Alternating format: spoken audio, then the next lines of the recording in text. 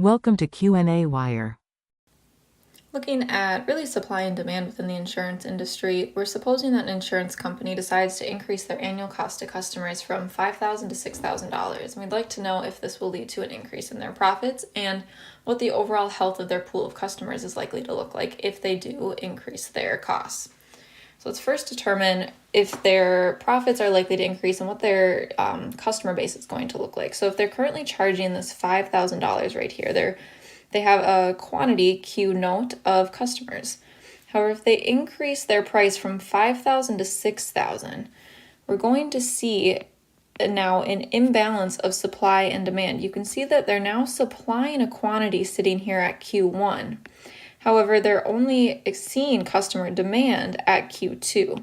So we have all of a sudden this surplus of insurance because people don't want to pay that excess price, even though the company has that quantity at Q1 of insurance policies to provide to them. So we're not necessarily likely to see an increase in profits. We might if that lesser quantity is able to make up for the higher price, but we're not given enough information really to determine that.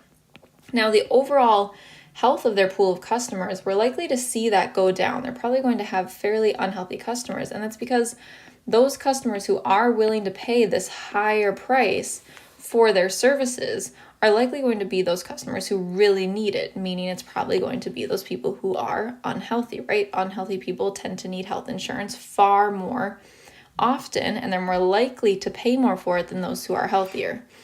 So as a result of this, we're probably going to see the insurance company having to pay out much more now than they did before because of these unhealthy customers. So that's another reason why we're probably going to see profits at least not increase. Maybe they won't decrease. It's possible that this increase in the price will make up for it, but we're probably unlikely to see that increase in profits. That's probably the goal of the insurance company.